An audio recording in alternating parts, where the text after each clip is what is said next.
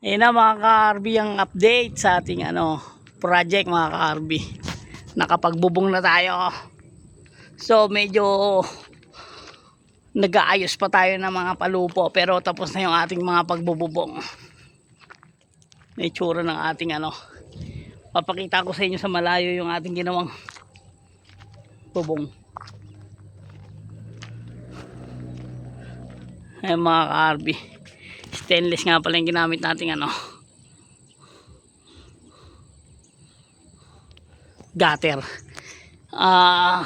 Mirror finish yung stainless. Parang mas maganda pa pala yung smoke kaysa sa mirror, kasi yung mirror pag kahit konting bengkong kitang kita, lalo pag naarawan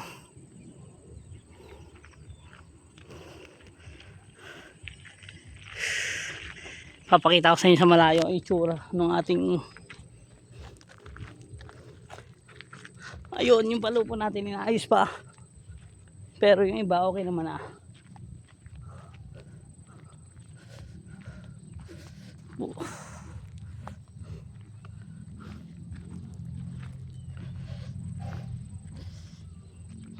di kita dito tayo. Ayun, dito kita.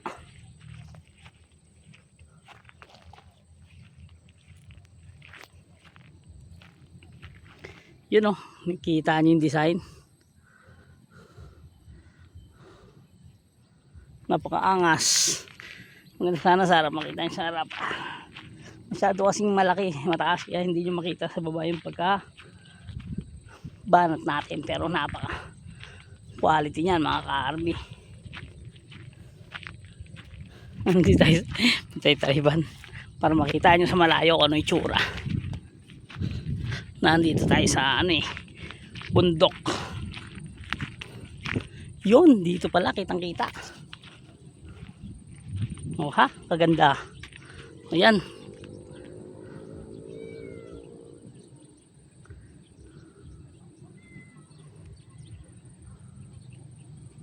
Kalaki niyan mga ka-RB, sobrang laki niyan. Sa kabilang side ko naman kayo papakita.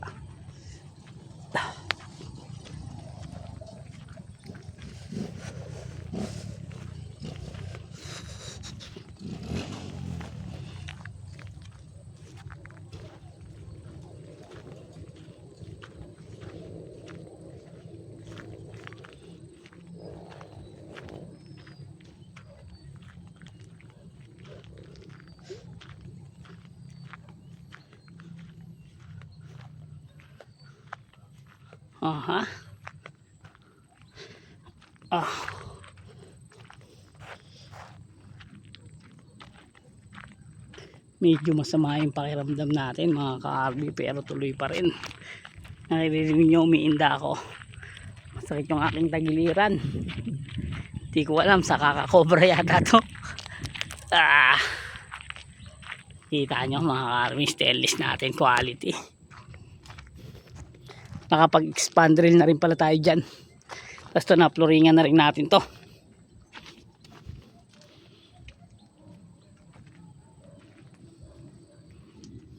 So, malaki-laki rin itong pinloringan natin. Pinaploringan natin sa kasama natin.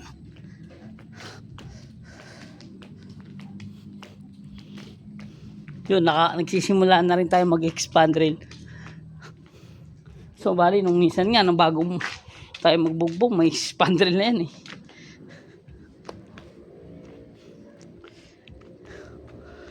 Yan kita nyo.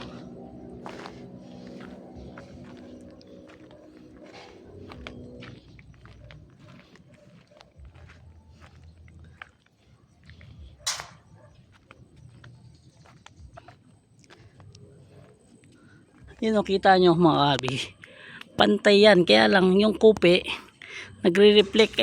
Nagre-reflect yung kupe kasi gloss siya.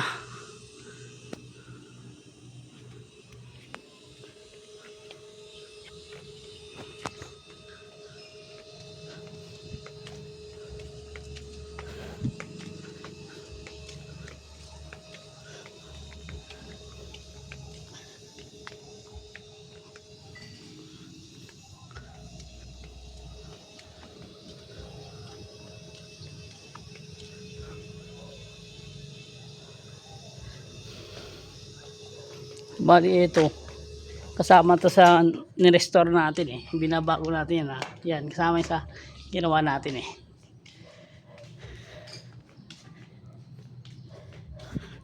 Re-renovate kasi natin itong buong bahay. Saka nag-extend pa sila. Ayan, ang laki. Ito, hallway nila. Ayan. Ayan, ginawa nila natin yan. Kasama rin sa paggawa yan. So, bali may extend pa yan sa harap. Ito, magiging pintuan na. Talagang totally renovation talaga to. Ito yung magiging harap na eh. Tapos, ayan, may poste terrace na naman ulit yan.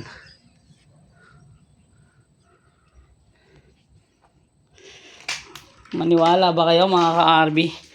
4 plus 2, 6 lang kaming gumagawa rito.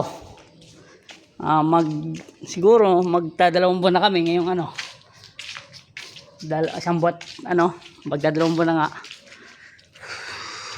Pero lahat ng construction na yan, kasama yan sa 2 buwan na yan. Saka 6 lang kami. 3 scale, pinaka foreman yung ako sa may-ari. Kumbaga ako na rin yung nag-a-assist.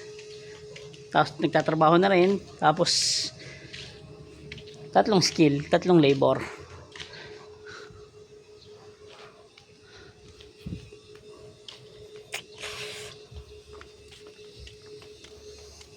Yan. So update ko kayo lagi sa ating ginagawang project na to. Hindi na tayo nakakapag DIY.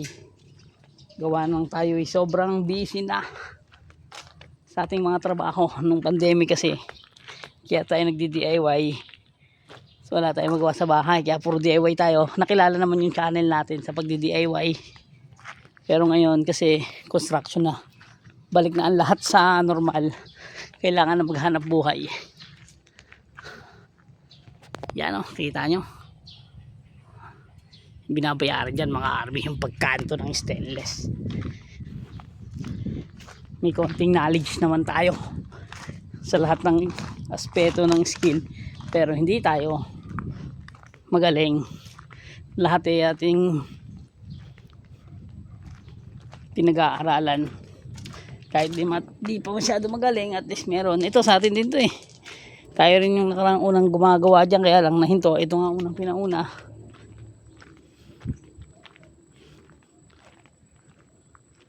Yan o. Kita nyo mga kantuhan natin. Mahirap yan mga ka-RB, pero